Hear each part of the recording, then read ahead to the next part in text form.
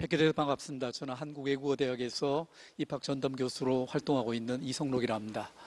먼저 이렇게 우리 학부모님들과 학생들과의 만남의 기회를 주신 부산시 교육청의 진로진학지원센터 선생님 여러분들과 그리고 EBS 선생님 여러분들께 깊은 감사의 말씀을 좀 드리겠습니다. 사실 우리 부산시 교육청에서는 입학 지도와 특히 학업적인 지도에서 속된 말로 무림의 고수들이 계십니다. 이분들 앞에서 혹시 섣불 말씀드려서 누가 되지 않을까 걱정이지만 어쨌든 이런 기회를 주셨으니까 좀 전에 이제 심주석 선생님으로부터 실제 학습의 방법들까지 또 그 다음에 수학을 푸는 비법까지도 말씀을 좀 들으셨는데 저는 이제 현재 대학 입시의 전체적인 구조가 어떻게 나타나고 있고 어떤 특징들을 가지고 있기 때문에 앞으로 마무리 정리를 하는 데 있어서 특히 전략을 어떻게 세워서 금년도에 좋은 입시 결과를 가지기 위해서 어떤 특징들을 이해를 하고 또 그 다음에 마지막 마무리 정리하는 데 있어 포인트를 맞춰야 될 부분들이 어떤 부분들인지 하는 부분들에 대해서 설명을 드리도록 하겠습니다. 2020 입시, 작년도 2019 입시와 대비를 해보면 세부적인 면에서 일부 변동사항은 있다 하더라도 큰 틀에 있어서 변화는 거의 없다라는 겁니다. 그리고 1학년, 2학년들이 치를 2021 입시도 지난 4월 달에 전체적으로 금년도 입시를 어떻게 치르겠다라는 부분을 다 발표를 했는데 그 내용의 구조에 의하면 2019 입시와 큰 차이는 보이지 않는다. 그런데 고등학교 1학년들이 치를 2022 입시에 있어서는 상당 부분의 변화를 가져오리라고 예상을 하고 있습니다. 그런 측면에서 금년도 3학년 수험생 같은 경우는 작년도 입시 전형의 제도와 크게 다를 바가 없는 몇 가지 요소만 포인트를 점검해 보면 우리가 특징들을 충분히 파악을 할 수 있는 이런 점들이 있다. 오늘 제가 드릴 말씀들은 2020 이런 변화 대입의 특징과 특히 이제 교과전형, 종합논술전형, 종합전형을 중심으로 해서 그리고 수능 전형을 중심으로 해서 설명을 드리는 걸로 이렇게 하겠습니다. 자, 2020 입시 틀 대입전형 간소화 정책에 따라서 4+2 정책입니다. 대학에서 전형을 설계를 할 때 수시 모집에서는 4가지 전형의 틀을 벗어나지 못하도록 하고 있고 정시 전형에서는 2가지 틀을 벗어나지 못하도록 하고 있는데 정시에서는 아무래도 수능 중심의 전형이 되겠고 수시 모집에서는 여기 보이시는 것처럼 실제 학생부 교과 전형 그리고 학생부 종합전형, 논술전형, 실기 위주의 전형 실기 위주의 전형에는 우리 학생들이 인문계 어학 특기자, 자연계 수학과학 특기자, 특기자 전형까지를 포함해서 실기 위주 전형이라고 이렇게 지칭을 하고 있습니다. 4가지 전형의 틀을 벗어나지 못하도록 하고 있는 이런 틀을 유지를 하고 있는데 학생부 교과 전형은 아무래도 내신 중심으로 해서 선발하는 전형이 되겠고 그리고 이제 종합전형, 내신뿐만 아니라 학교 생활 전반적인 충실도를 살펴보는 전형으로서의 특징. 그 다음에 이제 논술 전형, 실기 전형. 오늘 이런 부분들에 대해서 각각의 전형들이 가지고 있는 특징들에 대해서 어떻게 우리들이 준비를 하고 어떤 특징들이 있기 때문에 우리가 어떻게 이해를 해야 될지 하는 부분들에 대해서 말씀을 좀 드리겠습니다. 자, 2020 학년도 입시 변화에서 이제 몇 가지 초점들을 한번 정리를 해봤습니다.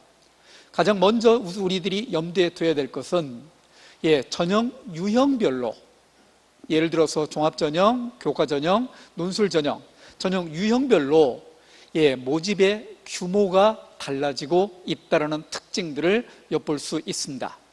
가장 대표적으로 금년도에 정시 모집 인원이 대폭적으로 늘어나리라고 기대를 하셨던 사람들도 없지 않습니다. 아니 내년도에 정시 전형이 대폭적으로 늘어날 거다. 또 2022학년도에는 정시 전형 인원이 무지막지하게 인원들이 늘어날 거다. 이렇게 이해를 하시는 분들도 계십니다. 그런데 현실적으로 대학에서 발표한 내용들을 보면 정시 모집 전형 인원이 그렇게 대폭적으로 늘어나는 것은 아니다. 물론 2학년, 1학년들이 치를 입시에서 정시 모집 인원이 지금보다는 늘어납니다. 그런데 대학에서 전형을 설계할 때 정시 모집 인원을 아무래도 너무 많이 늘리는 부분에 대해서는 상당히 부담을 느끼고 있습니다. 그런 측면에서 30% 내외를 정시에서 유지를 하는 대학들이 상당히 많이 늘어나고 있는데, 그런가 하면 수시 모집 중에서 예를 들어서 학생부 종합전형 인원이 대폭적으로 줄어들 거라고 예상을 하고 계시는 분들도 없지 않습니다. 그런데 당장 나타난 특징들은 뭡니까? 논술 전형 인원이 소폭 줄어들고, 그리고 특기자 전형 인원이 소폭적으로 줄어드는 현상이 나타나면서 학생부 종합전형은 오히려 좀 더 늘어나는 구조를 가지고 있다라는 특징들을 엿볼 수 있습니다. 그런 측면에서 상위권 학생들과 심지어는 중위권 학생들까지도 이 학생들까지도 실제 학생부 종합전형 인원이 대체적으로 증가되고 있는, 모집 인원이 조금이라도 늘어나고 있는 이런 구조를 가지고 있다. 그리고 이제 중상위권 대학을 중심으로 해서 논술을 실시하는 대학들이 있는데, 논술을 실시하는 대학들은 여전히 중상위권 학생들에서는 기회의 땅이 될 수 있는 요소가 논술 전형이다 라는 점들이고요. 그리고 이제 서울 시내 주요 대학들과 그 다음에 지방 국립대학들을 중심으로 해서 상위권 대학에서는 정시 모집 인원이 소폭적으로라도 늘어나고 있다. 그런데 상위권 학생들은 그런 측면에서 소폭적으로 늘어나고 있는 정시에 대해서도 관심을 가져야 되고, 또 수시 모집에서 학생부 종합전형 같은 경우가 워낙 많은 인원을 선발하고 있는 구조를 가지고 있기 때문에 정시 모집과 관련된 수능 대비는 기본 베이스로서 깔고, 그리고 수시 모집에서도 특징적인 전형, 자신의 특징과 연관을 해서 내가 이 전형에서는 상당히 강점을 보이고 있었을 때 이 전형에 대해서 반드시 관심을 가지고 준비를 해야 된다. 그리고 이제 또 하나 특징들 중에 하나가 고른 기회 전형 인원이 지속적으로 늘어나고 있다. 특히 정원 내 전형에서 고른 기회 정원 내 인원이 지속적으로 늘어나고 있기 때문에 고른 기회 자격 조건을 가진 친구들이라면 이 부분을 적극적으로 공략을 해서 지원을 하는 것도 하나의 방법이 되겠다라는 점들이 특징이 되겠습니다. 자, 금년도 모집 인원을 200여 개 대학의 모집 인원을 전체를 총합해서 정리한 내용입니다. 이 내용에 의하면 학생부 교과 전형이 42%나 되는 어마어마한 인원을 여기서 선발을 하고 있습니다. 종합전형은 24.5%밖에 안 되는 것처럼 보여요. 그리고 실제 논술 전형도 3.5%입니다. 3.5%라면 미련 없이 버려도 되는 전형이다 라고 생각하는 친구들도 없지 않습니다. 자, 그런데 이 내용은 조금 더 우리 학생들이 지원하고 싶어하는, 특히 선발 중심의 대학들, 이제 모집 중심의 대학이 있고 선발 중심의 대학들이 있는데, 선발 중심의 대학들에서는 이 자료는 정확성을 지니지 못한다. 어떻게 나타나고 있는가 봤더니 실제 서울 시내 주요 15개 대학에서 선발하는 구조를 살펴보니까 교과 전형이 이런 정도가 아니라 6.7%밖에 뽑지 않는다는 겁니다.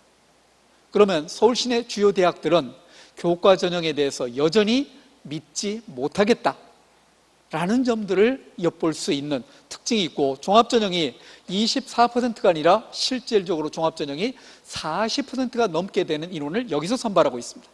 결국 중요한 것은 종합전형 중심으로 해서 학생들을 선발하고 있다. 서울 시내 주요 대학들이 나타나 있는 특징들. 그 다음에 이제 논술 전형도 3.5%가 아니라 실제 뽑고 있는 내용을 보면 14%, 13%나 되는 인원을 여기서 선발하고 있는 구조상의 특징들을 엿볼 수 있다는 겁니다. 이런 측면에서 금년도 입시 전략을 세울 때, 그런 측면에서 입시 전략을 세울 때 염두에 둬야 될 내용이 지금 6월 모의평가가 끝난 시점입니다.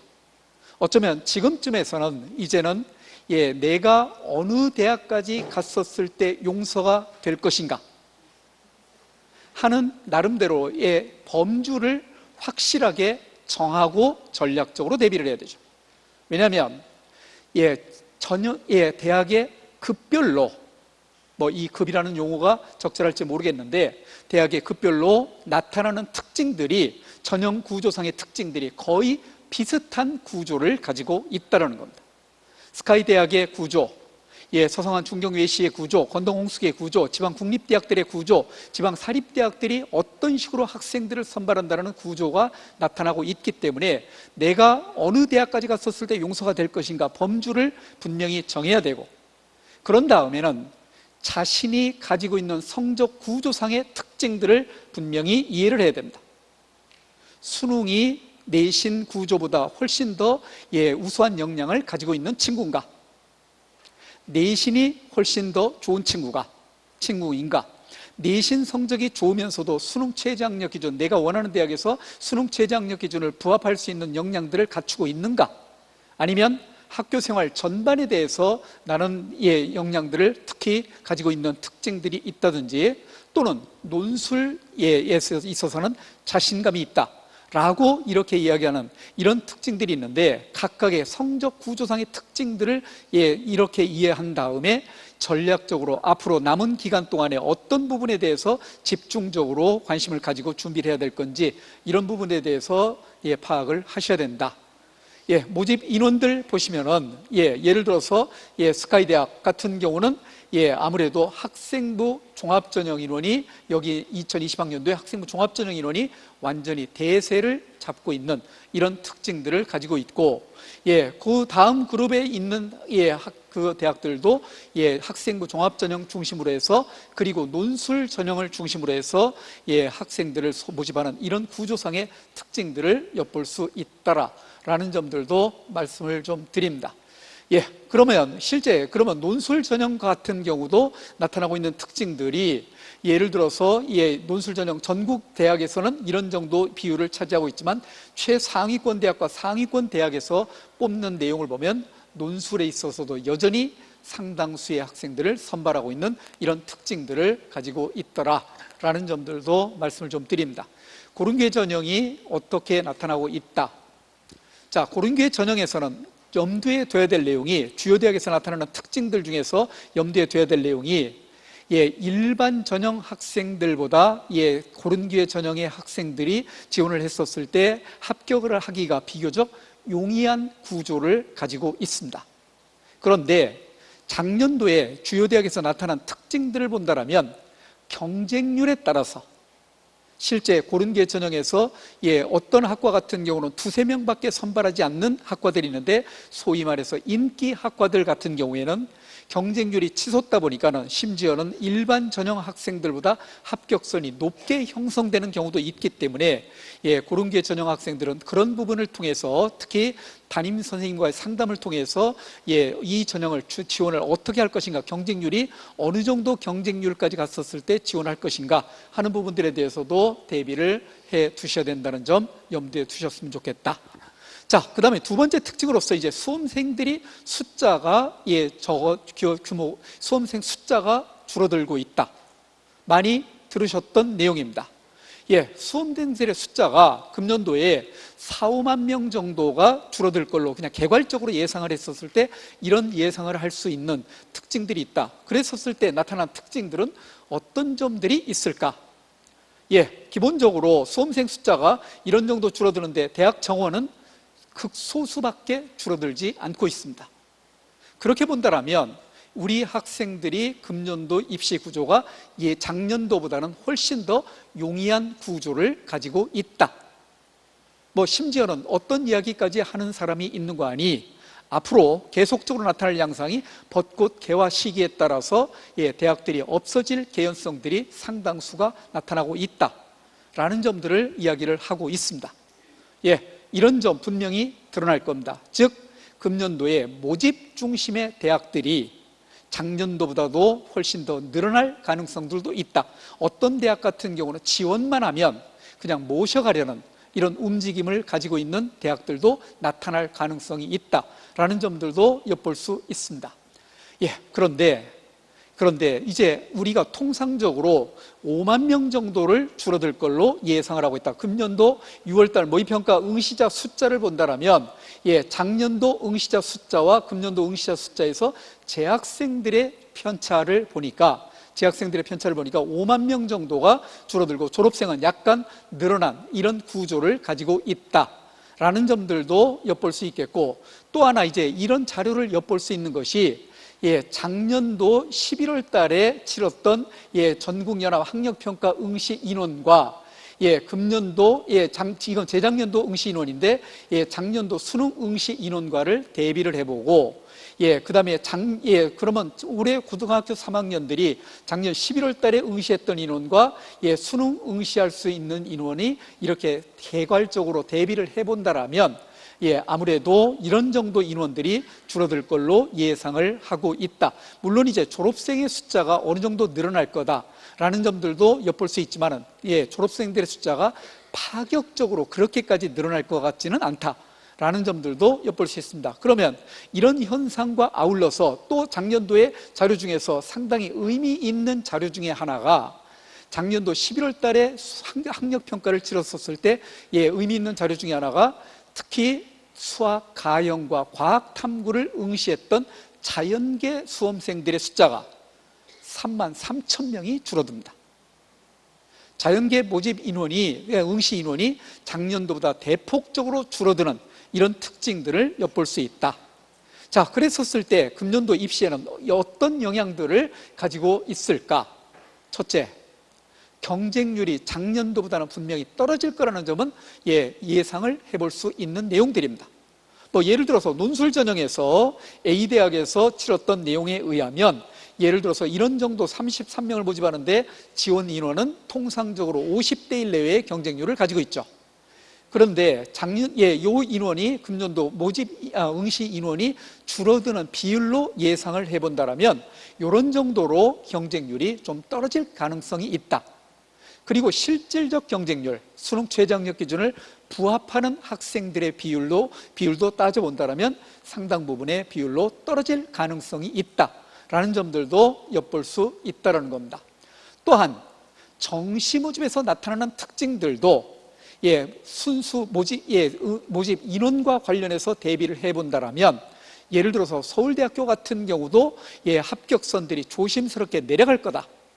그런데 이 대학들이 서울대학뿐만 아니라 좀 더 밑에 대학으로 내려가면 내려갈수록 그 점수 하락의 폭이 좀 더 커질 수도 있는 이런 특징들도 확인을 해볼 수 있더라라는 점들도 엿볼 수 있습니다. 그런데 반드시 이 응시 인원이 줄어들었다고 해서 반드시 입시가 유리한 구조로만 전개되는 거냐? 염두에 둬야 될 내용이 있습니다. 뭡니까? 바로 이 부분입니다. 예를 들어서 국어과 응시 인원들이 작년도에 56만 명이라는 인원이 응시했었을 때 1등급 인원이 이런 정도 인원이 나왔었는데 금년도 응시 인원이 줄어들면 1등급 인원이 줄어들죠. 예를 들어서 금년도 8.4%가 감소한다고 했었을 때 이런 정도 인원이 줄어들 걸로 예상을 해볼 수가 있다는 겁니다. 이겁니다. 100명이 응시했었을 때 1등급 인원은 4명입니다. 80명이 응시를 하면 1등급 인원이 3명으로 줄어듭니다. 그러면 상위권 학생들 중에서 수능 최저 학력 기준을 적용하는 대학에서 예를 들어서 의과대학 같은 경우에 수능 최저 학력 기준을 3과목 1등급이라는 조건을 이렇게 부여를 하고 있는 수능 최저 학력 기준이 있는데 응시 인원이 줄어들다 보니까는 1등급 인원이 줄어들다 보니까는 여기서 쭈삣 실수를 해가지고 등급 하나를 못 맞게 되면 입시가 원초적으로 흐트러지게 되는 이런 결과물들도 가져올 수 있다. 특히 상위권 학생들 중심으로 해서 수능 등급을 받기가 훨씬 더 어려운 구조로 돼 있다. 그런 측면에서 금년도 수능 최저학력 기준의 영향력 자체가 상당히 상위권 대학에서는 강해질 가능성들도 있다는 점들도 확인을 할 수 있습니다. 자, 그러면 우리가 여기에서 이제 염두에 둬야 될 내용은 어떤 내용입니까? 준비된 상위권 같은 경우는 이런 측면으로 미뤄봤었을 때 정시는 어차피 치러야 되는 전형이고 수시 모집 중에서 분명히 소신 지원을 하고 수시 모집에서도 승부를 걸려는 이런 전략을 가지고 있어야 된다. 중상위권 학생들까지도 마찬가지다. 정시 모집 기본으로 하고 수시 모집 중에서 어떤 전형을 전략적으로 공략을 할 것인가 하는 부분들에 대해서도 관심을 가져둬야 될 거다. 문제는 이제 중하위권 학생들인데, 중하위권 학생들 같은 경우는 내신 등급을 가지고 뽑는 학생부 교과 전형 중심으로 뽑는 대학들이 많이 있기 때문에 이 전형을 가지고 승부를 걸려는 이런 움직임들도 있는데, 이런 전형뿐만 아니라 중하위권 학생들 중에서도 수능에서 예를 들어서 아까 심 선생님께서도 말씀을 해주셨는데, 수학 같은 경우에 있어서 5등급, 6등급 되는 학생들이 조금의 노력만 하게 된다 하더라도 4등급까지 올릴 수 있는 개연성이 있다라면, 이런 학생들 같은 경우는 마지막까지 수능에 대해서도 역시 여전히 관심을 가지고 전략적으로 어떤 유형의 문제들을, 어떤 과목을 집중을 해서 전략적으로 대비를 한다면 좋은 평가를 받을 가능성들도 있다는 점을 염두에 둔 이런 전략을 가져야 되지 않나.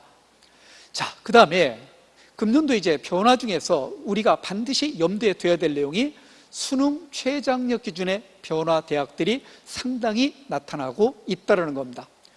폐지를 한다든지 완화를 한다든지, 교육부에서는 실제 대학한테 권장 사항에서는 수능 최장력 기준을 폐지든지 완화든지 웬만하면 이런 쪽으로 갔으면 하는 바람들을 가지고 있는데, 일부 대학에서는 오히려 최저 기준을 강화한 이런 대학들까지도 늘어나고 있다는 겁니다. 수능 최저 학력 기준이 변화됐다는 얘기는 진입 장벽이 변화를 가져오고, 진입 장벽의 변화는 경쟁률의 변화를 가져오면서 경쟁률의 변화는 곧 합격선들의 이동을 엿볼 수 있다는 겁니다. 그래서 그런 측면에서 이제 내용을 살펴보는데, 예를 들어서 서강대학 같은 경우에 학생부 종합전형에서 학업형 같은 경우에 수능 최저 학력 기준을 폐지를 합니다. 어떤 특징들이 나타날까요? 수능 최저학력 기준이 폐지가 됐었을 때 저 대학에서 경쟁률이 하염없이 치솟게 되는 이런 경쟁률이 나타날까요? 아닐 가능성이 있죠. 왜? 상위권 대학, 최상위권 대학에서는 이미 경쟁률이 수능 최저 기준을 두든지 안 주든지 작년도에도 이미 반영이 돼서 나타나는 이런 특징들이 있기 때문에 이 대학 같은 경우는 경쟁률이 그렇게 큰 변화를 가져올 가능성은 많지 않다. 예를 들어서 연세대학교 논술에서 연세대학교 논술에서 수능 최저학력 기준이 없어졌습니다. 학생들이 뭐라고 합니까? 10만 양병설.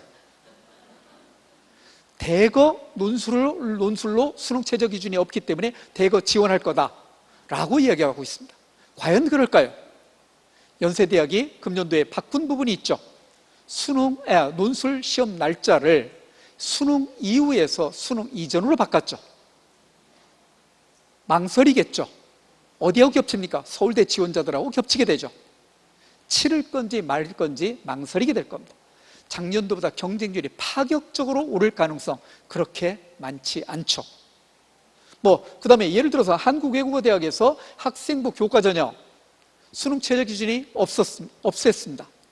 어떤 현상이 나타날까요? 전국적으로 대거 내신만 좋은 친구들이 대거 지원을 할까요? 합격선 자체가 상당 부분이 오를 가능성이 있죠. 내신만 보기 때문에. 어떤 아이들이 유리합니까? 지방에서 수능 등급은 3등급 나온다 하더라도 내신만 퍼펙트하게 1등급 가진 친구들이 있죠. 이 친구들이 결정적으로 영향력을 가질 가능성이 있기 때문에 실제 대도시에 있는 아이들 중에서 예를 들어서 내신 등급이 1점대 초중반대에 있는 아이들이 여기를 지원할 가능성이 있습니까? 없다는 거죠. 이런 구조상의 특징들을 엿볼 수 있다. 그러면 이 전형에서 경쟁률이 파격적으로 늘어날 가능성 그렇게 많지 않을 가능성이 있다 라는 점들도 엿볼 수 있겠고요. 완화하는 대학들은 경쟁률이 조금은 올라갈 가능성이 있고, 심지어는 이화대학 같은 경우는 종합전형 미래인재전형에서 2개 합사해서 3개 합 6으로 변하고 있다. 합격선이 이렇게 변하고 있다는 이야기는 수능 최저 기준이 변하고 있다는 얘기는 실제 합격선에 있어서 수능 최저 기준만 맞추면 합격선에 들어가는 사례들이 훨씬 예전보다 쉽게 들어갈 가능성이 있죠. 이런 점들을 읽어내고 금년도에 지원을 해줘야 되는 특징들을 가지고 있다. 작년도 고려대학의 사례가 이 부분을 적나라하게 보여주는 사례입니다. 예를 들어보면 작년도 고려대학에서 일반 전형, 학생부 종합전형, 일반 전형입니다. 학생부 종합전형에서 어떤 현상들이 나타났는가 하니 1200명을 모집을 했어요. 경쟁률이 10대 1 경쟁률을 가지고 있었어요. 그런데 1단계 합격자 서류 평가를 통해서 1단계 합격자 정원의 5배수를 발표했어요. 6000명 합격자 발표했죠. 2단계 면접을 수능 이후에 면접을 실시했어요. 수능 시험 치른 이후에 실시하고 그 시기가 수능 성적 발표 이전입니다. 어떤 현상들이 나타날까요? 고려대학에서 작년도에 수능 최저학력 기준이 인문계에서 4개 합 6이었어요. 1122. 환상적인 성적이죠. 자, 이 정도에서 이제 고려대학이니까 그 정도 최저학력 기준 걸 수 있다. 좋아요. 6000명이 1단계 발표를 했는데 정작 시험 현장에 나타나는 아이들은 2000명이 도망가 버렸어요. 면접을 치르기 전에 나는 성적이 안 나왔다, 채점을 해보고 나는 등급을 못 맞췄다, 포기한 아이들이 2000명이 있었어요. 또 그리고 실제 면접을 응시했던 아이들 중에 4000명이 응시했는데 이 중에서 수능 성적 발표를 하니까 아이들이 그 전에 뻥을 쳤죠. 아이들은 성적이 예를 들어서 모호하다라고 생각되는 건 전부 다 맞게 채점을 하죠, 일반적으로. 이렇게 되다 보니까는 실제 수능 최저학력 기준에 미달돼서 떨어지는, 응시했던 아이들 중에 미달돼 떨어지는 아이들이 또 2000명이 도망간 겁니다. 2배수도 남지 않았어요. 2배수도 남지 않았어요. 또 거기다 또 뭐가 있습니까? 전화 찬스라는 게 또 있죠. 추가 합격자 발표. 불합격했다고 두문불출, 시금전패 하고 있는 아이들한테 갑자기 여기 어느 대학교 입학처인데요, 이 전화가, 이상한 전화가 걸려오는 순간 아이들이 비명을 지르게 됩니다. 합격했다는 전화거든요. 이 전화 찬스를 받는 비율, 고려대학교 응시자 중에서 전화 찬스를 가지는 아이들 어떤 아이들입니까? 서울대학 응시자하고 겹치겠죠. 연세대학 응시자들하고 겹치겠죠. 또 다른 의과대학 빠져나가는 애들 겹치겠죠. 이 아이들 빠져나가게 되면 실제 어떤 현상이 벌어지냐, 일부 학과에서 미달이 발생을 합니다. 수능 최저학력 기준만 통과되고 5배수 안에만 들으면 무조건 합격권에 들어가는 이런 현상들이 나타나고 있다는 겁니다. 수능 최저학력 기준이 얼마나 큰 영향력을 발휘하고 있는가. 내가 지망하는 대학에서 수능 최저학력 기준이 다른 대학에 비해서, 상대적으로 다른 대학에 비해서 적절한가, 상대적으로 높은가 하는 부분들을 통해서 이 기준을 적용을 하는 이런 점들도 확인을 해 보셔야 된다라는 점들도 말씀을 좀 드립니다. 예상되는 결과 다 충분히 이해할 수 있는 이런 내용들이 되겠습니다. 수능 최저학력 기준이 이제 어떻게 변화를 하고 있다라는 부분을 정리했는데, 자기가 지망하는 대학의 수능 최저학력 기준 급별로 비슷한 양상들을 가지고 있다라는 점들도 말씀을 좀 드립니다. 그러면 이제 전형 유형별로 나타나는 특징들에 대해서 간단하게 정리를 해보겠습니다. 학생부 교과 전형, 내신 성적 중심으로 해서 뽑는 전형입니다. 교과 전형이요. 그 다음에 이제 실제 수능 최저학력 기준을 부여를 하고 있는 대학들이 상당수의 대학들이 있습니다. 그 다음에 이제 학생부 종합전형은 내신 성적도 일정 부분 반영이 되고, 특히 교과 활동 중심의 평가를 하고 있고, 교내 활동 중심의 평가를 하고 있는데 비교과 활동도 살펴보고 있다. 그런데 제가 저기다 정리를 뭐라고 했는가 하니, 최근의 평가의 트렌드를 반영을 해서 교과 기반의 비교과 활동과 관련된 내용들이 평가에서 초점이 되고 있는데, 이런 전형이 종합전형이고, 논술 전형에서는 논술 역량, 실질적으로 논술 역량이 어떻게 되고 있는가 하는 건데, 여기에서 영향력을 더 크게 발휘하고 있는 것 중에 하나는 수능 최저학력 기준. 내신이 일정 부분 반영하는 대학들이 있는데 실제 현실적으로 내신의 영향력은 거의 없다. 기준의 영향력을 가지고 있는 정시 전형 같은 경우는 일정 부분에서 내신을 반영하는 대학들도 있지만은 거의 내신의 실질적 반영 비율은 제로에 가깝고 거의 많은 대학들이 수능 중심으로 해서 선발하고 있는 구조를 가지고 있다. 그러면 교과 전형부터 이제 말씀을 좀 드립니다. 내신 100%를 뽑고 있는 대학들입니다. 이 대학들은 수능 최저 기준이 적용이 되고 이 대학들은 적용하지 않고 있고, 내신의 수능 최저 기준을 적용하지 않았을 때 합격선들은 조심스럽게 올라간다. 그 다음에 고려대학 같은 경우는 학생부 교과 전형이라고 하지만은 실질적으로 2단계에서 면접을 치르는 전형이기 때문에 학생부 종합 전형과 성격이 거의 비슷한 양상들을 가지고 있더라라는 점들도 있는, 이런 특징들도 있더라. 지방 국립대학을 중심으로 해서 부산대학 같은 경우는 내신 100% 전형인데 이 대학 같은 경우는 면접도 반영이 되고 있다. 평가 요소를 하나씩 추가적으로 가미를 할 때마다 합격선들은 조심스럽게 조금씩 떨어져 내려간다라는 특징들도 이해를 하시면 좋겠다라는 점들입니다. 그러면 내신을 반영하는 방법, 교과 전형을 응시하는 친구들은 이제 염두에 둬야 될 게 뭡니까? 내가 지망할 대학이 어느 대학이다, 이 대학에서 수능 최저학력 기준이 있다 없다, 맞출 수 있다 없다 판단해보고, 그리고 내신을 반영하는 방법들이 대학마다 다 다릅니다. 예를 들어서 이제 반영 교과목이 어떻게 나타나고 있는가, 국영수 사과를 반영하는가, 인문계 국영수 사회를 반영하는가, 또 그 다음에 반영 교과목 수는 반영 과목 수는 어떻게 과목을 반영을 하고 있는가, 그 다음에 반영 방법은 어떤 방법을 통해서 등급만을 반영하고 있는가, 또는 다른 지표를 반영하고 있는가, 또 그리고 영역별 반영 비율, 과목별로 반영 비율이 조금씩 다르기 때문에 자신이 가지고 있는 성적 구조와 대비를 해서 조금이라도 유리한 구조를 가지고 있는 전형을, 대학을 찾아봐야 되는 이런 특징들도 있다는 점들도 말씀을 좀 드립니다.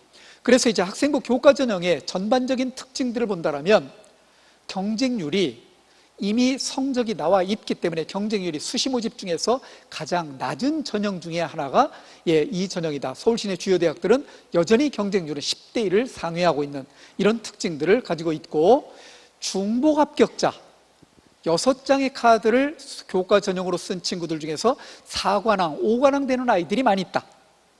이 아이들이 그 중에 한 개 대학만 골라가면 나머지 대학들은 전화를 열심히 돌려야 되는 이런 상황이 되고, 심지어는 다 뽑지 못하는 상황까지 돼서 정시로 이월되는 인원들이 상당히 많이 늘어나는 이런 전형이 학생부 교과 전형. 수능 최저학력 기준, 이게 가장 중요한 의미를 지니고, 내신 성적 반영 방법, 특히 수능 최저학력 기준이 높은 교과 전형에 상위권 대학에서 지원을 했었을 때 합격을 의외로 최저 기준만 도달되면 합격하는 학생들이 늘어나고 있는 특징들도 있다라는 점들, 논술 전형입니다. 금년도 모집 인원들입니다. 작년도보다 소폭적으로 줄어듭니다. 물론 이제 내년도에는 고등학교 2학년 H를 입시해서 연세대학이 이 자료가 지금 잘못 연세대학이 내년도에는 금년도에는 607명인데 내년도에는 265명으로 줄어듭니다. 서울대학 안 치르죠. 고려대학 논술 안 치르죠. 연세대학도 265명으로 줄어들면 상위권 학생들이 논술을 과연 응시를 할까? 200 몇 명을 보고 준비를 할 아이들이 있을까? 상당히 재미있는 양상들이 2학년들에서 벌어질 가능성들이 있다라는 점들도 염두에 둘 수 있는데, 금년도 모집 인원은 작년도보다는 어쨌든 소폭적으로 줄어드는 양상들을 가지고 있고, 어떻게 전형을 하고 있고 수능 최저 기준을 적용하고 있는 대학과 적용하지 않는 대학이 이렇게 나타나고 있더라. 지망하는 대학의 구조로 봤었을 때 서울 시내 주요 대학에서는, 서울대학과 고려대학을 제외한 나머지 대학에서는 웬만하면 논술고사를 실시하고 있습니다. 특히 논술고사를 실시하는데 인문계에서 어떻게 이제 논술을 실시하냐, 어느 논술이 있는가 하면 어느 논술에다가 통계 및 도표 자료를 분석하는 대학들도 있고, 그 다음에 이제 수리 논술적인 요소를 가미하고 있는 상경계통의 대학들이 있고, 또 그 다음에 영어 제시문이 한 지문이 포함이 되는 이런 대학들도 나타나고 있기 때문에 대학 구조사, 대학에서 어떻게 논술 시험을 치르고 있다 하는 부분들에 대해서도 확인을 반드시 하셔야 됩니다. 자연계에서도 마찬가지입니다. 수리 논술이 있는가 하면 과학 탐구 과목을 어떻게 거기에다 가미를 해서 응시를 하고 있는지, 특히 의과대학을 중심으로 해서 어떤 양상들이 드러나고 있는지 하는 부분들에 대해서도 분명히 이해를 하고 준비를 해 나가야 된다라는 점들입니다. 그런데 실제 논술이 학교 현장에서 대비를 하기가 현실적으로 상당히 어려운 구조를 가지고 있다. 더군다나 예전의 논술 문제들을 보면 어마어마하게 문제가 난이도가 높아서 우리 학생들이 감히 손도 댈 수 없을 정도로 이렇게 난이도가 조정이 돼서 어려웠었다라는 이야기를 하기도 합니다. 그런데 최근에는 대학별고사를 마치게 되면 2월 말까지 대학에서 각 대학 홈페이지에다가 어떤 내용을 반드시 공시를 해야 되는 거 아니, 선행학습 영향평가 보고서라는 부분을 반드시 공시를 해야 됩니다. 선행학습 영향평가 보고서는 각 대학 홈페이지에 가면 다 나와 있습니다. 이 대학 홈페이지에도 다 나와 있고요. 그런데 여기에 선행학습 영향평가 보고서에는 참여를 하시는 분들이 대학에서 출제에 관여를 했었던 교수님들과 실제 고등학교 선생님들이 참여를 하셔서 이 보고서를 작성을 하게 됩니다. 그런데 그 보고서의 내용에 의하면 실제 출제 범위는 어떤 교과서에서 어떤 교과서 어떤 단원과 관련된 또 어떤 교과서 몇 쪽에 있는 내용을 그대로 제시문으로서 활용을 했다, 또 EBS 교재 중에서 어떤 교재를 활용을 했다라는 출제 판단의 근거를 제시를 해둬야 되고, 실제 문항 및 자료를 제시를 하게 되고, 그 다음에 이런 뿐만 아니라 문항 및 뿐만 아니라 실제 출제 의도뿐만 아니라 문항에 대한 해설, 출제 근거, 뿐만 아니라 채점 기준, 뿐만 아니라 모범 답안까지를 완벽하게 제시를 해줘야 됩니다. 이 내용을 통해서 고등학교 출제 범위를, 고등학교 교육과정과 관련된 범위를 벗어나는 대학에서 교육부에서 심각하게 페널티를 주고 있는 것이 현실입니다. 대학에서는 이 부분에 대해서 페널티를 먹지 않기 위해서 고등학교 교육과정과 직접적으로 연관된 고등학교 학생들이 충분히 풀 수 있는 내용 수준의 지문들이라든지 문항을 조절하기 위해서 반드시 이 조건들을 지키고 있다는 겁니다. 그러면 실질적으로 문항에 있어서 예전보다는 난이도가 훨씬 더 난이도가 낮게 조정이 된 이런 모습들을 가지고 있다. 그런 측면에서 우리 학생들이 실질적으로 다닐 만한 학원도 마땅치가 않고 또 학교 현장에서도 준비가 그렇게 많지 않기 때문에 어디에서 준비를 할 거냐, EBS 프로그램들을 활용을 하게 되면 EBS 커리큘럼을 통해서 각 대학에서의 각 대학 전형과 관련해서 그 대학에 지망하는 대학을 범주화를 잡으라겠죠. 그 범주의 대학들을 선택을 해서 강의를 이렇게 들으면서 준비를 해나가면 하나의 방법이 될 수 있더라라는 점들도 말씀을 좀 드립니다.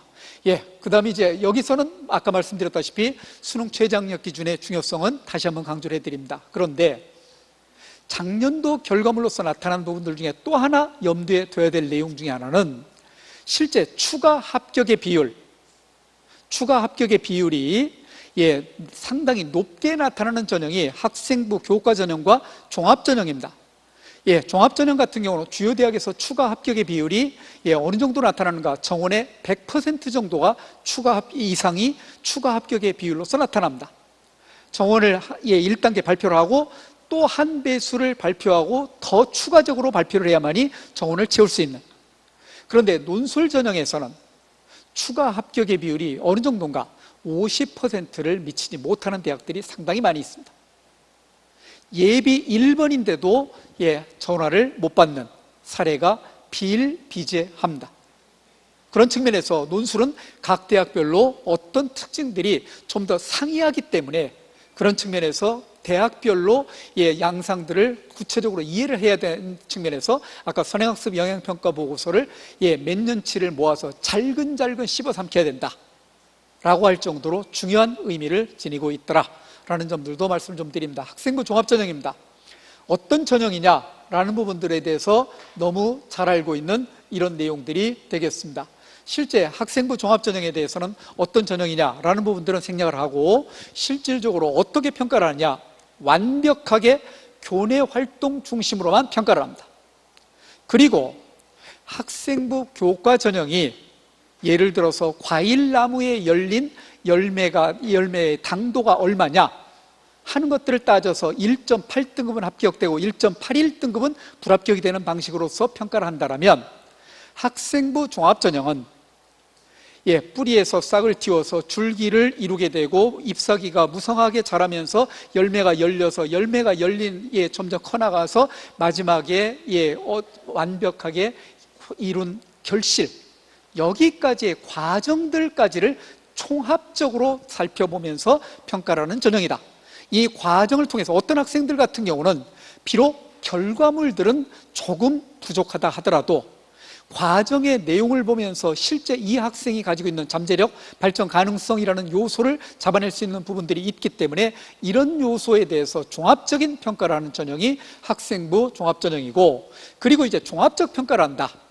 예를 들어서 학업 역량과 관련된 평가를 하는 데 있어서 우리 부모님들이 생각하시는 것처럼 학업 성취도 내신 등급 하나만 볼 것 같은데, 내신 등급도 살펴보지만 실제 교과 세부능력 및 특기사항을 통해서 수업 시간에 통해서 드러나 있는 역량들이라든지 발표의 모습이라든지 또 태도라든지 열정이라든지 진정성이라든지 얘가 공부한 내용의 역량의 깊이 뿐만 아니라 수상 경력도 살펴보고 창체 활동도 살펴보면서 독서 활동도 아울러 고려를 하고 종합 의견란에 드러나 있는 담임선생님의 의견까지를 아울러 종합적으로 놓고 나서 판단하는 전형이다. 그리고 맥락적인 평가를 한다. 일정한 흐름의 맥락을 통해서 이 학생의 역량을 평가를 하고 있고, 그리고 정량적 요소를 일정 부분 반영이 될 수도 있지만은 정성적, 질적 평가를 하는 전형이 학생부 종합전형이다 라는 부분들에 대해서 말씀을 좀 드립니다. 전형의 방법입니다. 되게 많은 대학에서 단계별 전형을 하게 됩니다. 1단계에서 서류평가를 통해서 정원의 3배수 내지 5배수를 선발한 다음에 2단계에서 1단계 성적 일정 부분 반영되고 면접을 통해서 최종적으로 합격자를 선발하는 방식들을 가지고 있고, 그런데 최근에 이제 일부 상위권 대학을 중심으로 해서 어떤 양상들이 있는 거 아니 면접을 없애는 트렌드들을 가지고 있습니다. 금년도에 당장 중앙대학이 면접을 없앱니다. 그러면 면접을 없애는 이유가 뭘까? 이런 것들을 보니까 실제 학생부 종합전형에서 상위권 대학에서 나타난 특징들은 3배수 뽑아놓았는데 다 도망가 버리더라는 거예요. 추가 합격을 통해서 발표를 하다 보면 3배수 전체가 다 내려와서 심지어는 못 뽑는 경우까지 발생하더라. 구태여 면접까지를 해야 될 필요성을 느끼지 못한다는 거예요. 하다 보니까는 상위권 대학을 중심으로 해서 면접이 점점 없어져가는 트렌드들도 나타나고 있더라라는 점들도 말씀을 좀 드립니다. 그러면 실제 평가를 할 때 이제 구체적으로 어떤 기준에 의해서 평가를 하는가 하는 것들을 간단하게 정리를 해드리면 이 그림들 많이 보셨을 겁니다. 오늘 나눠드린 자료집에도 이 그림이 정확하게 있는데 6개 대학에서 공동으로 연구를 해서 표준화 6개 대학은 이렇게 가겠습니다 라고 했는데, 작년도에 평가한 대학들을 보니까 6개 대학뿐만 아니라 실제 다른 대학에서도 자료를 좀 더 공유를 하자라고 해서 제가 뿌렸었던 이런 기억이 있는데 56개 대학에서 이 기준을 가지고 평가를 했었습니다. 물론 이제 대학별로 기준들이 다릅니다. 서울대학교 같은 경우 3가지 기준을 적용하고 있고, 이화대학 같은 경우는 5가지 기준을 적용하고 있고, 6개 대학에서는 4가지 기준을 적용하고 있는데, 아까 말씀드렸다시피 추가 합격의 비율이 점점 높아져 가고 있다는 이야기는, 말을 바꿔드리면 평가 요소들을 조금 더 명칭을 다르게 평가를 하고 있는 대학들이 있지만 실제 우수 학생을 바라보는 관점들은 비슷하더라라는 점들도 엿볼 수 있더라. 예를 들어서 이제 학업 역량부터 간단하게 말씀 좀 드리면, 학업 성취도 봅니다. 내신 등급, 주요 교과목의 내신 등급 살펴봅니다. 단 기계적으로 2.0등급 합격, 2.1등급 불합격 이런 식으로는 평가하지 않습니다. 지원자 풀로 봤었을 때 1점대 중반 그룹이 A 그레이드라고 한다면 지원자 불러봤을 때 1점대 후반, 2점대 초반 그룹이 B그레이드다 뭐 하는 이런 식으로 해가지고 일정 부분의 그레이드를 어느 정도까지는 설정을 하는 방식으로서 평가를 한 다음에, 실제 이것만 가지고 딱 정리해서 그냥 평가하는 거냐, 그게 아니라 그 다음에 실제 이 학생이 내신 등급이 어떻게 구조를 가지고 있는가, 원점수 살펴보고 평균 성적도 살펴보면서 표준 편차도 살펴보고 응시 인원도 살펴보면서 이 그레이드를 B그레이드에서 A그레이드로 올려 평가할 거냐, B그레이드로 둘 거냐, C그레이드로 낮춰 평가를 할 거냐 하는 부분들에 대해서도 염두에 두고 평가를 하고, 그리고 이제 학기별 성적 추이가 어떤 양상들을 가지고 있는지, 또 그 다음에 어떤 교육 과목들을 어떻게 이수를 했는지 하는 부분들에 대해서 살펴본 다음에, 그런 다음에 학업 역량 전체적인 내용을 보는 부분이기 때문에 실제 학업 태도와 의지는 어떻게 나타나고 있는가, 실제 학교에서 공부를 하는 모습들을 살펴보니까 자기 주도적 역량이 뛰어난 녀석이라면 얘는 대학에 왔었을 때 훨씬 더 발전 가능성이 좀 더 뛰어난 모습을 가지고 있을 거라는 판단을 할 수도 있겠고, 지적 호기심이 계속적으로 확충이 돼 나가면서 좀 더 범위를 넓혀 나갔었을 때 얘가 가지고 있는 학습의 역량 이라는 부분을 좀 더 의미 있게 평가를 할 수 있을 것이고, 또 그 다음에 탐구 활동, 저 내용을 정리를 하면서 제가 이 부분을 정리를 했었는데, 연구라는 단어를 정말로 조심스럽게 사용했습니다. 웬만하면 연구라는 단어를 사용하지 말자, 아이들이 소논문 활동 이 부분에 대해서 또 부담을 느낄 것 같다, 그래서 아예 깨놓고 뭐라고 정리를 했는가 하니, 학교에서 이루어지는 여러 가지 교육 과정이 있는데 실제 각 교과에서 이루어지고 있는 활동 중에서 탐구 활동들이 있는데 여기에 얼마나 적극적으로 참여했고 또 성과를 나타내고 어떤 노력했는지, 각 교과에서 이루어진 순수하게 학교에서 이루어진 수업 시간에 나타나 있는 활동의 내용, 이런 부분들을 평가의 대상으로 잡았다라는 부분들입니다. 예를 들어서 그러면 예를 들어 사례 하나를 보여드리면, A 학생과 B 학생이 있었을 때 등급으로 봤었을 때 어떤 학생이 우수합니까? A가 우수하죠. 그러면 A를 뽑느냐? 사실은 잘 모르죠. 등급만 가지고. 뭐를 봐야 됩니까? 자, 원점수를 살펴보니까 A라는 아이는 어떤 등급입니까? 아슬아슬하게 1등급을 맞은 아이죠. 조상님들이 돌본 케이스죠. B라는 아이는 어떻습니까? 얘는 이건 1등급인데 아슬아슬하게 2등급이에요. 89점인데 1등급, 87점인데 2등급, 88점에서 나뉘었죠. 1점이 얘 인생을 나눌 정도로 이렇게 중요한 의미를 지닐 수 있습니까? 아닐 가능성이 있죠. 예를 들어서 93점인데 94점, 94점이 1등급인데 얘는 딱 등급에 걸렸고 얘는 1점 모자라서 2등급이 됐죠. 이런 내용들도 아울러 고려를 하게 된다는 겁니다. 그러면 실제 그러면 이런 내용을 보면서 A가 우수하냐 B가 우수하냐, 제가 보기에는 B가 훨씬 더 우수할 가능성이 있는데, 특히 그러면 이어서 살펴보는 내용이 교과 세부능력 및 특기사항을 보니까 성실하고 차분하게 수업을 잘 듣는 학생이다. 어떤 정보입니까? 범생이로구나 라는 정보. 이 학생 같은 경우는 논리적 이해력이 타의 추종을 불허하고 좀 더 구체적으로 이 학생이 가지고 있는 역량에 대해서 좀 더 세부적인 역량에 대해서 평가를 해주셨죠. 또 그 다음에 수상의 내용을 보니까 장려상인데 2학년 때 이 친구 우수상, 최우수상, 학년이 올라갈수록 급이 올라갔죠. 저희들은 이 학생을 어떤 학생을 선발하냐, 얘는 등급은 우수하지만 원점수를 참고해서 1등급 끝자락인데 얘는 2등급이지만 원점수의 점수 1등급과 점수 차이가 없죠. 1등급 원점수보다 세특이라는 수상이 향상됐어요. B라는 아이를 뽑습니다. 이게 학생부 종합전형의 특징이라는 거예요. 역량을 좀 더 구체적으로 파악을 해서 평가를 한다라는 부분들이고요. 전공 적합성과 관련된 내용. 아이들이 전공 희망 바뀔 수 있어요. 충분히 바뀔 수 있어요.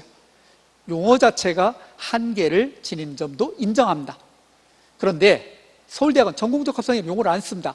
근데 서울대학도 이 요소를 반영 안 하냐? 반영하고 있습니다. 어떻게 반영하느냐? 좋아하는 분야에, 좋아하는 공부에 대한 관심과 몰입도예요. 좋아하는 분야에 대한 관심과 몰입도가 얼마 정도로 충실하게 나타나고 있는가 하는 것들을 살펴보는 파트가 전공 적합성인데, 예를 들어서 전공 관련된 교육 과목이 이수 및 성취도 여부, 예를 들어서 자연계에서 이공계통해서 기계공학과에 있었을 때 물리2를 공부를 했는지, 선택할 수 있었음에도 불구하고 얘가 내신 받기 좋은 과목만 선택을 했는지, 또는 도전적으로 공부를 하면서 내신 등급은 비록 낮다 하더라도 열정과 그 다음에 관심은 어느 정도 나타나고 있는지 하는 부분들에 대해서도 살펴보고, 전공에 대한 관심과 이해도 전공 활동과 경험, 쥐뿔도 없죠.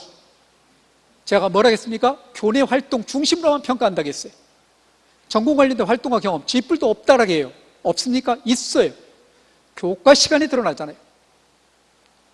예를 들어서 건축공학과를 지원하는 친구들이라면 수학 시간에 드러나 있는 건축과 관련해서 예를 들어서 그런 예를 들어서 건축에서 필요로 한 수학적인 역량, 과학과 관련해서 물리적인 역량, 이런 부분에 대해서 경험을 할 수 있는 부분들도 있죠. 심지어는 영어 시간에 발표를 하는 데 있어서, 또 보고서를 쓰는 데 있어서 건축과 관련된 테마를 잡아서 활동한 내용들도 드러날 수 있죠.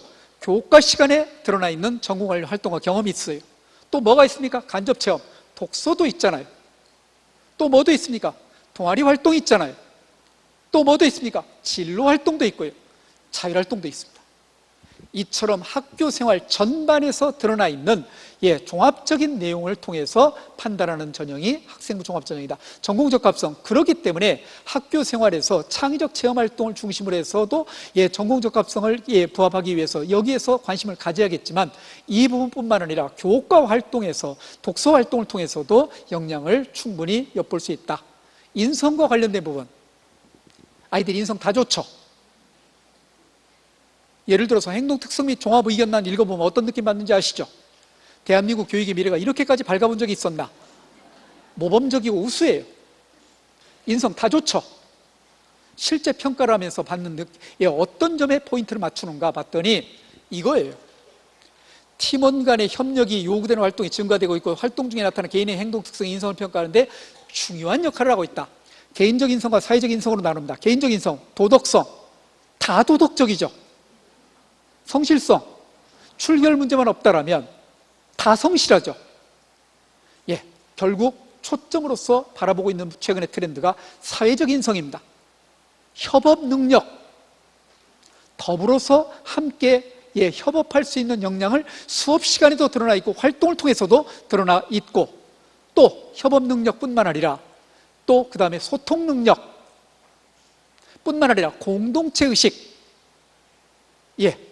그 다음에 나눔과 배려, 이런 부분들을 아울러 살펴보는 전형이다 라는 부분들이 인성과 관련된 평가 요소들. 발전 가능성, 얘는 이런 부분들은 좀 부족하지만 대학에 왔었을 때 보니까 이런 녀석들이 대학에서 발전 속도도 빠르고 훨씬 더 대학생활도 잘하더라 라는 나름대로 기준들을 가지고 뽑는 평가하는 요소가 발전 가능성입니다. 이런 요소 이외에도 다른 요소들을 반영할 수 있는데, 시간이 지날수록 성적이 향상됐었을 때, 또 그 다음에 성적은 비록 낮지만 기본 사고력을 보인 경우, 협업 과정을 보여서 나타나는 자기주도성, 리더십, 어려운 문제 직면했을 때 나타나는 창의적 문제 해결 능력. 자, 선생님들께서 이렇게 기록을 해주십니다. 도전 정신이 강하고 창의적 문제 해결 능력이 뛰어남 이라고 기록을 해주십니다. 그러면 저희들은 일단은 평가적 진술이 과도하게 노출이 되면 합리적 의심을 합니다. 선생님, 어떻게 해요? 그 어떤 근거를 통해서 이렇게 평가하셨습니까? 하는 부분을 근거를 찾으려고 노력을 해요. 어느 부분에도 근거가 없어요. 그러면 우리 학생들 입장에서는 선생님께서 이렇게 기록해 주셨기 때문에 불이익을 당할 수 있는 거 아닙니까? 뭐를 통해서 보완해야 됩니까? 자기소개서를 통해서 이 부분에 대해서 중요한 평가 요소라면 보완을 해야죠. 예를 들면 또 생활기록부에 이렇게 기록이 되어 있는 생활기록부도 봤어요. 어떻게 기록이 되어 있는 거 아니에요? 어떤 프로젝트를 행하는 데 있어서, 또 과학 실험을 행하는 데 있어서 몇 번의 실패를 거듭한 끝에 실패 원인을 규명을 하고, 또 다른 시도에서 새롭게 이런 방법론을 통해서 시도를 통해서 성취의 기쁨을 맛봤고, 이 과정을 통해서 성장하는 모습을 엿볼 수 있다면 이 아이는 진정한 의미에서 발전 가능성을 확인할 수 있는 이런 내용들이죠. 만약에 생활기록부에 그런 내용들이 기록이 안 돼 있다면 이 요소는 자기소개서에서 과정을 기술해 준다면 의미 있는 평가 요소로서 반영이 되죠. 대개 그래서 여기에서는 이제 자기주도성, 그 다음에 경험의 다양성, 리더십, 창의적 문제 해결 능력, 이거 이외에도 여러 가지 요소를 살펴보는 요소가 바로 발전 가능성이다 라는 부분들입니다. 그러면 실제 지원을 하는 데 있어서 이제 어떤 역량, 일정 수준 이상의 교과 역량, 당장 지금 묻고 싶은 것은 당신 대학은 우리 부산에 있는 이 학교에서 몇 등급까지 뽑아주겠습니까? 이거 묻고 싶잖아요. 그럼 제가 뭐라고 답변 드리겠습니까? 1등급도 떨어뜨릴 수 있고 4등급도 합격이 될 수 있는 전형입니다. 그럼 부모님들 또 뭐라고 말씀하세요? 뻥치지 말고. 그런데요, 지원자 풀로 봤었을 때 서울 시내 주요 대학에서 나타나는 풀이 보면 거의 비슷합니다. 경쟁률이 10대 1이 넘어요. 10대 1이 넘는데 지원자 중에 80% 이상의 내신이 거의 비슷해요. 1점대 중반부터 2점대 중후반까지 거의 다 들어가요. 하다 보니까 3자를 찍게 되면 이거 뭐지? 라는 느낌을 받을 수 있어요. 요 정도 2점대 그룹 안에 들어가는 아이들 중에서 3배수, 5배수 출연하는 것은 결코 어려운 일이 아니라는 거죠. 그런 면에서 내신 등급이 그렇게 나타나는 거지 기계적으로 내신 몇 등급 이런 양상을 드러나는 건 아니다. 지원자의 풀이 왜 상대평가기 때문에 이런 양상들도 가지고 있기 때문에 일정 수준 이상의 교과 역량을 가지고 있고, 그 다음에 활동들의 내용이 연결, 고리를 가졌었을 때 상당히 좋은 평가를 가지게 되고 한다라는 면들도 말씀을 좀 드립니다. 시간이 없기 때문에 학생부 종합전형에 대해서는 간단하게 이 정도 마무리를 하고 이제 마지막 수능과 관련해서 말씀들을 좀 더 드리도록 하겠습니다. 2020학년도 수능과 2학년들 수능은 분명히 달라집니다. 또 2022학년도 1학년들 수능은 선택형 수능이기 때문에 또 달라지는 이런 모습들도 가지고 있다. 출제 범위 다 아시는 부분들이고요.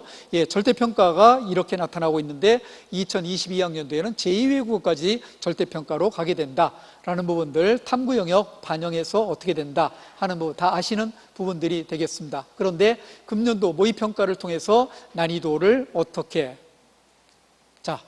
국어 영역 어려웠죠. 근데 입시기관들은 또 그 다음에 일부 선생님들께서는 국어 영역은 작년도 수능보다는 일단 쉽게 출제가 됐다. 작년도 수능과 대비를 해보니까 그렇죠. 영어 영역 작년도 수능보다는 조금 더 쉽게 출제되죠. 그 다음에 수학 작년도보다는 어렵게 출제됐다.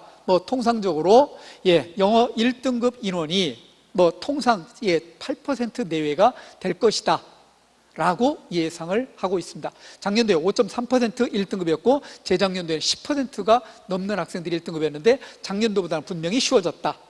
만약에 이대로 수능까지 간다면 실제 수능에서는 10% 이상의 1등급이 나올 가능성이 있다. 그러면 조정이 될 수밖에 없다라는 부분들도 말씀을 좀 드리고요. 과목별 문제 유형들은 신유형이라고 생각되는 부분들이 조금은 드러나 있지만 실제 그렇게 파격적인 신유형이 데뷔를 한 이런 유형은 별로 없었더라라는 점들도 말씀을 좀 드리고요. 이제 이 6월 모의평가와 9월 모의평가를 통해서 종합적으로 수능에 대한 난이도를 조정을 하게 되는데, 왜냐하면 6월 모의평가를 출제를 들어가셨던 선생님들과 교수님들 중에서 또 9월 모의평가를 들어가시고 한 분들 중에서 일정 선생님들이 수능 현장까지 또 들어가시는 이런 모습들도 가지고 있기 때문에 난이도를 적정하게 조정을 할 거다라는 점들, 등급 구분 점수 다 아까 심선생님께서 실질적으로 말씀을 다 해주셨습니다. 1등급 구분 점수가 국어 영역 같은 경우가 작년도에 6월 달에 이 정도 나오니까 비교적 해피했는데 9월 달에 이 정도 97.1등급 나오니까 아이들 너무 좋아했죠. 봐라, 국어도 이제 점수가 나온다 라고 했는데 작년 수능에서는 31번을 위시해서 핵 불수능이 됐죠. 84점이 1등급이 되는, 이건 말도 안 되는 결과들이 나왔었습니다. 근데 이번에는 87점이 1등급 정도를 예상을 일반적으로 EBS에서도 요 정도로 예상을 하고 있죠. 그러면 이거 수준에서 출제가 될까? 조정이 좀 되겠죠. 금년도 수능에서 작년도만큼 이렇게 국어를 또 어렵게 해놓으면 평가원 폭파한다고 돌진할 겁니다. 이런 면들도 염두에 두셔야 되겠다.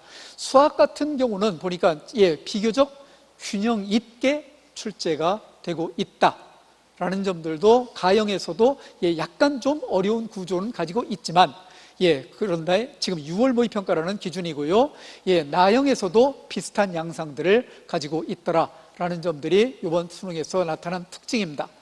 실제 수능에서는 난이도를 조절할 것이다 라는 점들인데, 지난해 난이도를 유지한다라고 하는데, 과연 지난해 정도로 난이도를 유지했었을 때 국어 영역 같은 경우는 심각하게 문제가 될 거다.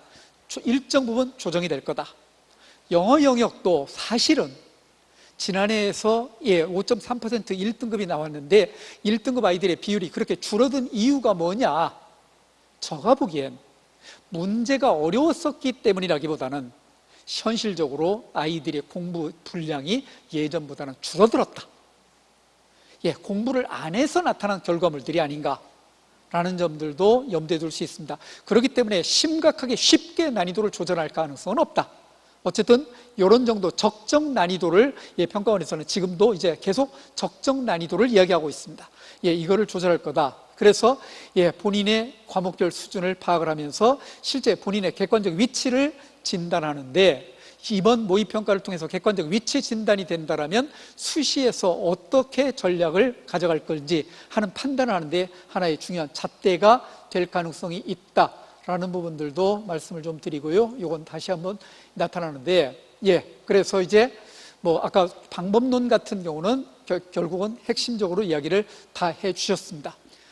EBS 연계 교재는 EBS답게 공부를 하셔야 됩니다. EBS 연계 교재를 EBS답게 공부한다는 이야기는 특히 여기에서 단순하게 문제풀이 하나를, 문제를 찍는 방법에 대한 논의가 아니라 실제 이 문제가 가지고 있는 본질적인 특성과 관련해서 개념과 원리를 어떻게 여기에서 도출할 것인지 하는 부분들까지 고민하면서 곱씹어가면서 공부를 해 두셔야 된다라는 문제들, EBS 연계 출제가 된다 하더라도 실제 문항을 변형해서 약간 변형하는 모습들도 가지고 있고, 지문을 활용을 하는데 지문을 유사한 형태에서 조금 더 내용을 조금 더 고쳐서 바꿔서 이렇게 출제한다든지 하는 부분들과 관련해서 출제가 되기 때문에 EBS를 정말로 심도 있게 공부를 해 나가셔야 된다. 그 다음에 이제 실제 EBS 연계 교재 이외에서 나오는 문제가 30%라고 하는데, 여기에서 난이도가 조정이 되는 경우가 있기 때문에 여전히 기출문제라든지 실전 문제를 통해서 역량을 가지려는 이런 노력들을 계속적으로 해야 된다라는 면들. 자, 수능, 변수가 아니라 상수라는 겁니다. 수능은 계속적으로 지속적으로 공부를 해야 된다. 그리고 변별력이 있는 수능, 적정 난이도를 통해서 변별력 있는 수능은 계속된다는 확신을 가지고 준비를 해야 된다.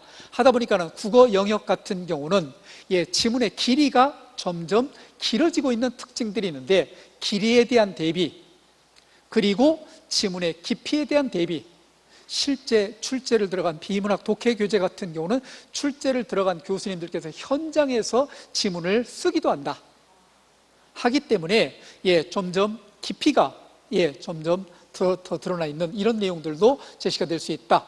수학 같은 경우는 29번, 30번 버려도 1등급 나올 수 있다라겠죠. 이런 부분 염두에 두면서 전략적으로 29번, 39번까지 킬러 문제를 준비를 할 거냐 말 거냐라는 판단들, 영어 영역 절대평가락에서 무조건 쉬워진다가 아니다. 영어에 대해서도 마지막까지 손을 놓는 이런 일을 벌어져서 손을 놔가지고 쭈삣 등급 하나만 실패하게 되면 금년도 입시 결과가 완전히 달라질 가능성들도 있다라는 면들도 염두에 뒀으면 좋겠다. 모의고사 성적 분석한 다음에 학생부 성적 분석하면서 전략적으로 대비를 해 나가셔야 된다라는 면들, 이런 면들. 자, 지금 이제 점검해야 될 부분들, 아까 말씀드렸던 수능을 토대로 해서 그 다음에 점검해야 될 부분들, 학생부 종합전형을 준비를 할 거냐 말 거냐는 판단을 이제 빨리 해야 됩니다. 왜냐하면 자소서가 있습니다. 자소서 쓰는데 최소 일주일 이상 걸리죠. 언제 쓸 거냐? 지금 쓸 거냐? 아니면 기말고사를 끝난 뒤에 쓸 거냐. 어쨌든 이 부분을 판단을 해 보셔야 되고요. 하나 조언을 해드리면 전략적으로 학생부 종합전형은 도전적으로 소신 지원을 하는 아이들이 의외로 성공을 할 가능성들도 있는 전형이다 해서 도전적으로 지원을 해주면은 해줄 필요가 있는 전형이 학생부 종합전형이 아닌가라는 면들, 그 다음에 지원대학을 잠정적으로 이젠 선택을 하고 있어야 된다. 수능 최저 기준을 확인하고 수능 공부에 집중 여부를 따져둬야 된다. 실제 우리 학생들이 아직도 인정하고 싶지 않은 부분들, 현재 위치는 여기인데 목표치가 여기입니다. 이거 인정하고 싶지 않죠. 현재 위치는 뭡니까? 갈 수 있는 대학이에요. 그런데 가고 싶은 대학은 저 정도라는 거예요. 자, 여기에서 이 위치를 점검을 할 때 지금 나와 있는 성적이 있죠? 내신 성적과 수능 성적이 있기 때문에 이 내용을 통해서 갈 수 있는 대학의 위치를 파악을 한 다음에 실제 가고 싶은 대학을 어떻게 지원할 건가, 종합전형을 통해 지원할 건가, 논술을 지원할 건가, 수능 전형을 지원할 건가 하는 판단들을 이제 정말 분명히 하고 나서 거기에 대한 대비가 돼야 된다라는 부분들도 말씀을 좀 드립니다. 정시 전형을 통해서 지원할 수 있는 대학의 범주를 잡았는데, 이거는 각 고등학교 선생님들께서 가지고 계신 자료를 다시 한번 정리를 해본 부분일 뿐입니다. 이런 정도 내용을 정리를 해봅니다. 자, 이제 남은 기간이 수능까지가 159일 아까 남았다고 말씀드렸죠. 수능까지가 남은 기간이 어느 정도 된다. 또 그 다음에 이제 좀 있으면 바로 이제 기말고사가 끝나고 나면 여름방학에 진입되면서 본격적으로 수시 분위기로 각 교실의 분위기는 바뀌게 된다.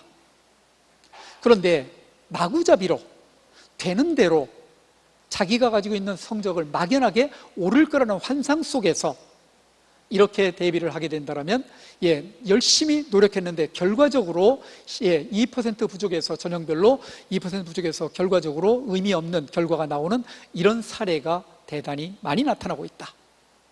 그런 측면에서 성적 구조를 정확하게 분석하고 지망하는 대학의 범주를 잡은 다음에 그 대학에서 어떻게 학생들을 선발하는지를 뽑게 된다면 이런 결과가 나타날 겁니다. 정말로 사랑스러운 입시 결과가 나타날 겁니다. 함께 하신 모든 분들이 다 의미 있는 결과가 나와서 내년 설날 세배할 수 있는 기회를 훌륭하게 가지셔야 됩니다. 함께 하신 모든 분들이 다 좋은 결과가 나와서 내년 꽃피는 봄날은 캠퍼스에서 벚꽃놀이 함께 할 수 있기 바라면서 말씀 마치도록 하겠습니다. 고맙습니다.